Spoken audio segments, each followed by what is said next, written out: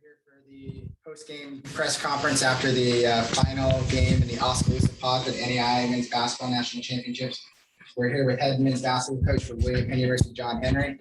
Coach, any opening thoughts? Just terribly sad locker room in there. And, you know, basketball is a fickle sport. If that ball hits the front of the rim, my eyes aren't bloodshot, except for my lack of sleep from last night. But, you know, I got a bunch of crying guys in there that are really hurting. And like I said, if that kid's shot hits the front of the rim and shoots straight down, everything's different. And that's what's great and absolutely horrible about basketball. It's just the way it goes. And hats off to IU-Kokomo. They beat us. And, you know, like I said yesterday, by 1 or 100, they had one more point than us. I'm just sad because all year long, when I thought we might be losing, Kavion Blaylock would hit me on my chest. And during that last timeout, he hit me on my chest, and I said, all right, we're going to win. And he did what he had to do, and they went down the floor. Thought it was a little bit weird that he didn't call a timeout, but that's somewhat my philosophy in those situations too, because then you can't set your defense. Everybody's scrambling around. Nobody knows who they're guarding. Nobody knows where anybody is. And I'll give them credit. I would imagine that's probably how they practice that situation too. So, you know, to the community and to Nick Rule, his ops staff, our department, our school, everybody that came out to support us this weekend. What a great experience, except for this. But the entire time, it was really cool to be playing at home and having, man, what a great crowd, especially today. A lot like the Mid-Am crowd in the first round of our conference tournament. They were not going to let us lose. They really, when we got down, got louder and louder and louder, and the guys fed off that. And, you know, I just want to thank them. I want to thank our crowd, and I want to thank our community, and I want to thank our department, and I want to thank our school, because they made this experience this entire year, not just this weekend, this entire year has been a fun ride, and everybody's backed us, and it's just been cool. Take questions, identify yourself, and you're ready. Sorry, I rambled on right there. Scott Jackson, double career coach. Just, you know, how would you, for anybody, I mean, this has been such a crazy season, all these close games out. Where does this team, I guess, for you? I mean, how memorable has this team been just in terms of all these close, competitive, thrilling games they've had? I'll answer that question in two parts. Coach Henry and Coach Sandquist were talking about 2:01 to go, I think. And we just looked at each other and said, we've been in this position all year. If you look at our schedule, we don't have a ton of blowouts. I think there was 2 or 3, but most all of them have been pretty close. And how has it been as far as memorable for me? It's gonna be very memorable because of the personalities. I don't necessarily believe this is one of the best William Penn teams of all time. And I know that sounds crazy because we finished 31-2. I think we've had some better teams, but however, as far as team and togetherness and fun, I mean, we lead the nation in dancing. We lead the nation in laughs. And we keep it real. You know, I mean, we talk about, you know, things that are going on in the world, like actual family members. And it's going to be a very special team to remember. And there are a lot of kids, you know, that on this campus are pretty popular for their personalities. And I think that's why I'm so sad is that I don't get to, every year is different. And when the season's over, you're never together totally again. And then you start over next October, and it's a whole different deal, because, you know, everybody changes from year to year. But very memorable year, I will say that. And a lot of the ball bounced right all the time until today, and it just didn't. So that's right. John, can we talk about the post play? It seemed like, you know, we struggled to rebound, although we won the rebounding battle. All 4 of their offensive rebounds are very timely. and rebounding, not necessarily rebounding, but post defense was an issue all night. And that's why we went small at about the 12-minute mark. And I thought that move, we cut a 12, 13-point lead down, and we had a shot to take the lead, I think, at 77 all. KB had a shot in the lane that would have put us ahead, and then they went on an 8-0 run. And their post play, number 2, let me see, Hampton. If I'm not mistaken, he's the player of the year in the conference. He's very good. And we knew that coming in, and we, I don't want to say we worked on it. I'll be honest with you. We worked on it, and we actually said, post defense tonight can win us or lose us the game. And I'm not saying it did, but it was an issue, a big time issue. Does that answer your question good enough? Yeah, I thought Ahmad came in. Oh, yeah. Which he does often. And, We went small, moved KB over to the 5, and Ahmad went to the 4. And I thought defensively we were better. I want to tell y'all a really cool story.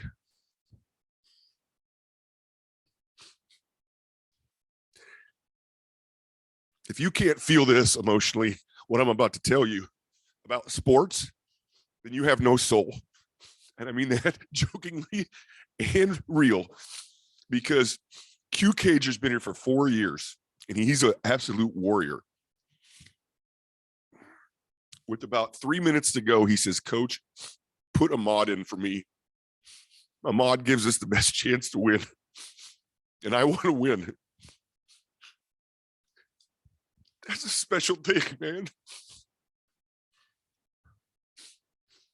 Because I've never met anybody as feisty as that dude. From the first day I met him, he told me he was a dog. I asked him what his best skill was as a basketball player. He said, "I'm a dog," and he's going out as a dog. Just was on the sidelines because he asked out. But I just thought that was a very selfless act. And he said, "Ahmad will help us win more than me tonight."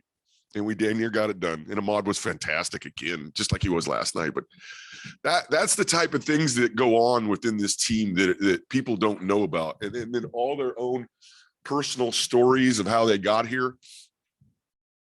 Very special group. Coach, I know you kind of talked about it a little bit at halftime, but kind of determined you had 2 weeks to find you knew who was going to come here. But the game between York and IU-Kokomo was kind of a toss-up. So how much time have you guys really spend trying to learn about IU-Kokomo for the game? Our younger staff and Coach Sandquist watched a lot of film last night, and then we had a quasi practice shoot around where we watched film first. We got our scout team ready, and then we had practice. We walked through all the things that we thought we knew about them. And like to RD's question, post play was a big concern. I don't want to say anything to get myself in trouble, because I do that sometimes. But I can't believe that a 30-3 team played a 31-1 team in just the second round. That's all I'll say about that. Kind of a follow-up with that. You think David prepared a little bit more for you guys, knowing that you guys are going to Yeah, I felt like Dort and IU-Kokomo were both looking ahead to us. So one of them was going to get us. That's why I think that game was so close, because I know Dort was for sure. But I bet if you ask IU-Kokomo when they come in here next, I bet he'll say, "Yeah, he'll probably say, no, one game at a time." Nah, man. I feel like both teams had already prepared for us. I will say that we concentrated on Bellevue. As a result, last night we needed to. But this was a lot of all 4 really good teams. Is that enough? Okay.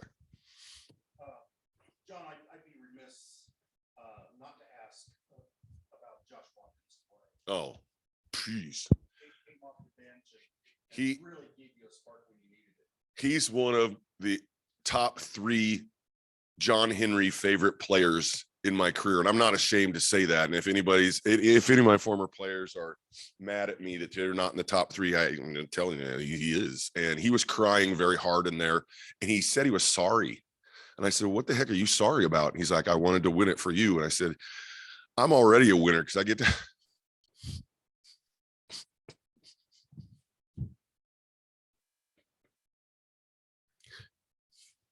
Sorry. I don't know if I can get it out. I get to be friends with you forever. We've got two more. We got,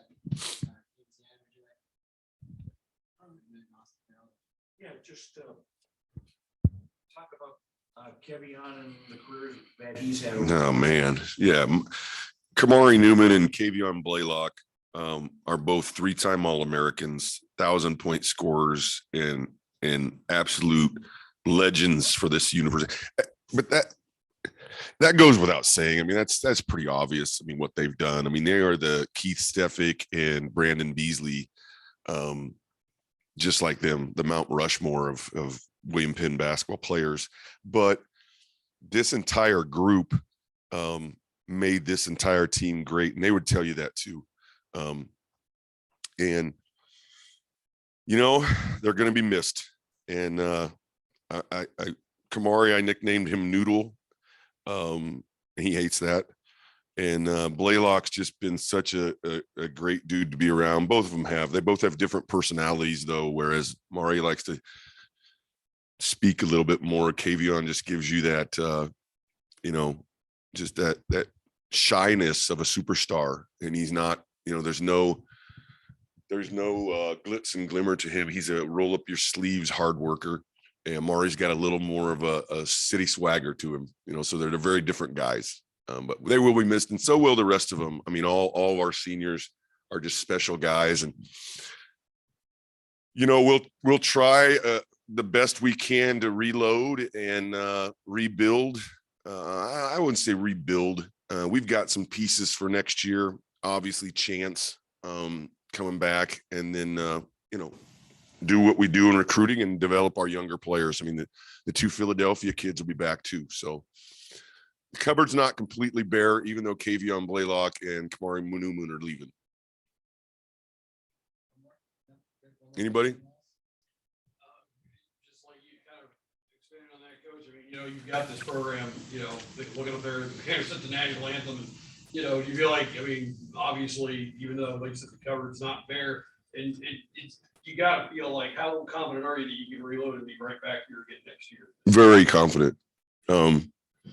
I'm not ever going to settle for mediocrity as long as I'm here. And if I have to miss out on family stuff, miss out on my son's games, and my wife has to sit at home, while I'm out of town at a game or a recruiting trip, stuff like that. If I'm going to do this, I don't want to be too cocky here.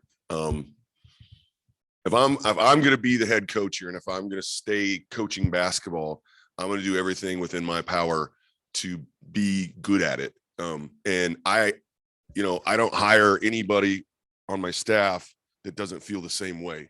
Blake Sandquist and I are very close. And I mentioned this at the coaches show the other night. We both burn the same way. And what he's good at, I'm not always the best at. And what I'm good at, maybe likewise. And we're going to, if we're here, we're going to be okay. Now, I don't know if he'll stay forever, but right now it's a pretty good marriage. And then all my coaches, to be honest with you, I look for stuff in graduate assistants. I don't necessarily need them to be great X and O guys. I need them to be Jimmy's and Joe's guys and gophers and do different things and different skill sets, technology, stuff like that. So we just try to not only regroup as a roster, but as a coaching staff. It's evolving every year is different. So that's how we do it. I just hope that I don't know about that, but I just know that if I say all this and then next year we go 8-24, I'll be eating my words. So now I got to really deliver again. The one thing that's going to bother me, I'm not going to lie to you. One thing that's going to bother me is losing this game at home. If we'd have lost in the next round or in the Final Four in the championship, this one's going to haunt me forever. Losing a home national tournament game and watching somebody cut the nets down in what I consider my gym.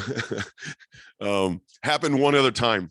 2006, we lost a conference tournament championship game here at the buzzer to Iowa Wesleyan, and I vowed that would never happen again.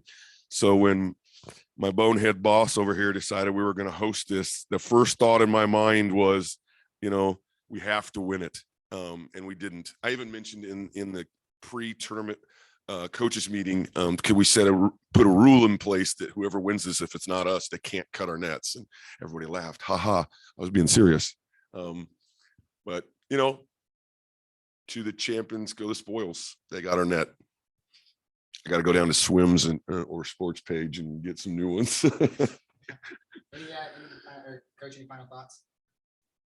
Thanks for covering us, everybody. Appreciate it. Coach Henry, thank you, Coach Henry. All right, welcome back to the NAIA opening round.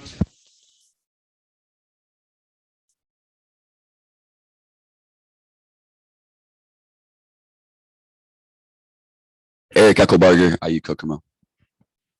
Deshaun Hampton. Julian Hunter. Drakeon Spivey. Alante Harper. Hunter White.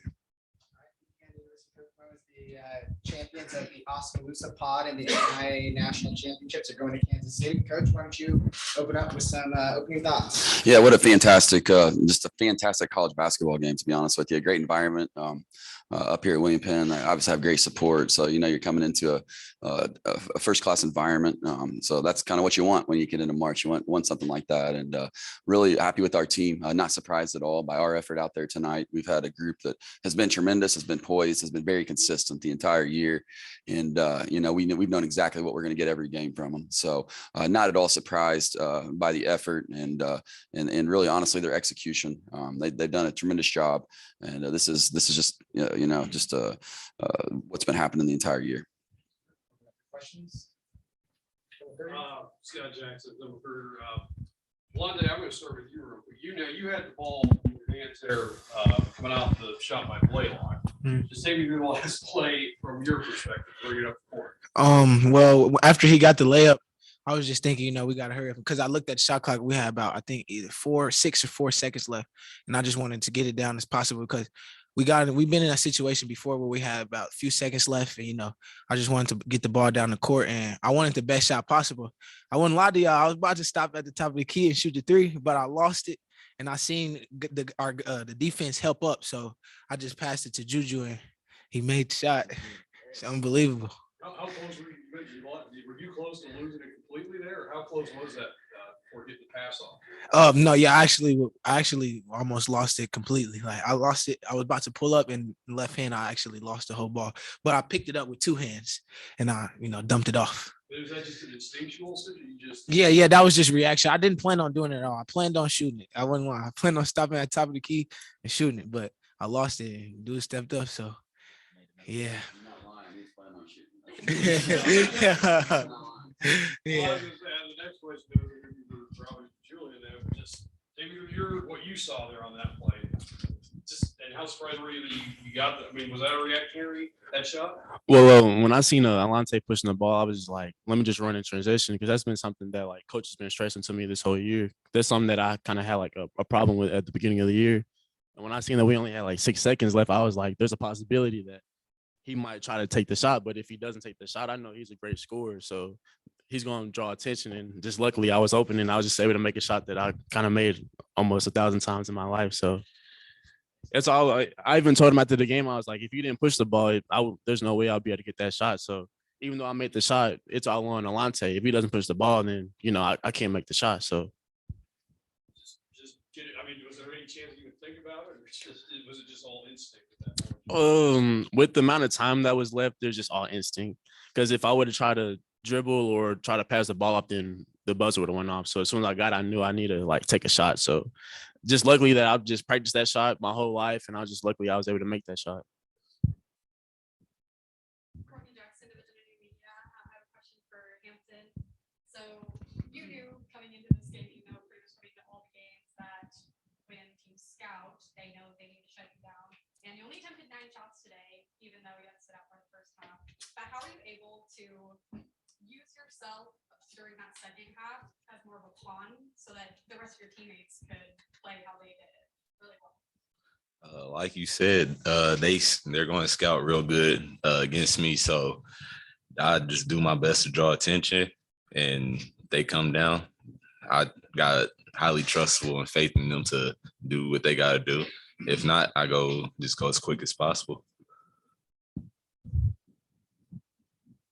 Trevon, just to take me through the game as far as from your perspective. It looked like you and the guards really just seemed like you just had a lot of confidence out there. Did you feel immediately that you could take the ball to the basket when you needed to, or make the shots wherever you needed to? Because it looked like you guys played with a lot of confidence right from the start. Yeah, like I said in our last interview, like I played with some of these guys since middle school, and I played against some of these guys in high school. So for all of us to be on this team, it's just we all got trust in each other. We kind of already know how each other play off each other. So basically, when we come off the screen, if somebody comes up, we got our bigs. Well, just like there was a moment he had a shot, he pump fake, dribbled, he had me in the corner. Usually he'll shoot that shot, and I got faith for him to shoot that shot. But now, I got to have my hands ready just in case he wants to dish it off to me. Other than that, just our whole core, just our whole team, we click. Just a lot of chemistry here. Coach, where do you keep William Penn media? 49 seconds, you're up 89-88. There's a timeout. You remember what you talked about in that timeout? I think coming out of that was our ball. Coming out of that timeout, we had a chance to. One came out with about 20 seconds later. Right, we just wanted to get best look right there. So I think we were gonna, try to get an extra possession there. So we ran out of that pretty quick. Tried to run. I think one of our sets to come down to the big guy, and so that's what we're trying to do. At that point, you're just trying to get your best opportunity to get points, and I think he got fouled, didn't he? He's a foul, and we got some free throws there, so didn't get him down, but that's what we wanted to do. So. Talk about the post play. Yeah, the post play. I mean, that post play has been really big for us. Obviously, Deshaun's been a warrior for us in there. Very, he's unselfish. To be honest with you, at times we fought with him on being a little bit too unselfish in there, but just had a fantastic season, especially second half of the year. He's just really, really been good. And, like you said, if they come down on him, he's moving the ball. So guys, he's finding guys. We got guys moving for him really well. If they don't, then he's a problem down there. He's very athletic. He's became poised. He's just improved his game over the years tremendously, and he's just a high level player right now, very high level. As far as the end of the game goes, still have a timeout left. Were you thinking at all about using it? Not at all, actually. We had a game very similar. I think it was our third or fourth game of the year where we went down with, I think, 6 or 7 seconds to go. And we brought it, and Alante shot that one, and he got it in, and we won the game. So when it gets under 10 and you go down, then we don't really want to allow them to set anything up or like that. And we're a pretty good transition team. So our best chance is just to bring it. And that's luckily it worked out for us. Is that just a big part of the experience for Conjoy, when you just trusting each other out there? Well, you got to trust in these guys. I mean, I can't tell you how many years of experience we have sitting right here as far as playing wise. I mean, these guys they've been around for a long time. As Traquan said, they know each other, and I have full trust in them. I mean, they've been, again, very consistent this year, very, very consistent, and I'm extremely proud of this group. To be very honest, and I'm an NAIA guy. I've been around the NAIA for a long, long time, so I love the NAIA. Our team has been. It has been a dramatically underrated team throughout the season, and actually a couple seasons. And these guys have been a part of that. They've been fighting the uphill battle for a long time. So it's not surprising at all. They've been consistent. They've worked hard, and their play and their performance, I think, shows that.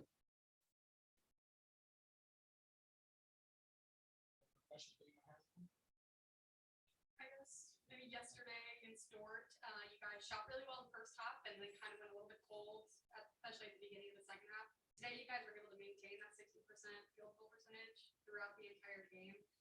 How did that just kind of click for you guys, or what was going on? Especially you said you guys heads as players, because it seemed like everything was going in pretty well.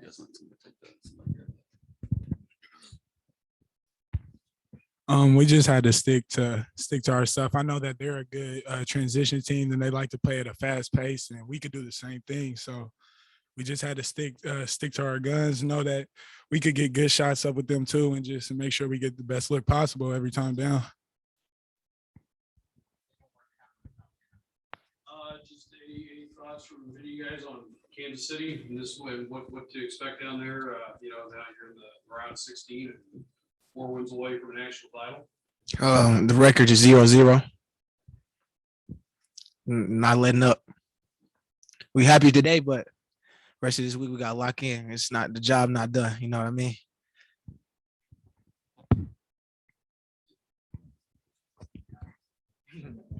They're exactly right. They're wired the right way. That's the exact right thing to say, you know. But to be honest with you, I think it's a dream to get to Kansas City and the new format of the NAIA. You know, that's a major achievement. And you know, all credit to these guys for what they've been able to do. It's going to be a fantastic experience. Municipal Auditorium is one of the most historical venues in all of college basketball history.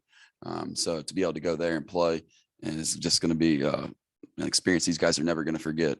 And we're not done yet. I think we're going to bring it. So we're very excited. Final thoughts from any of you? Give you guys the last word.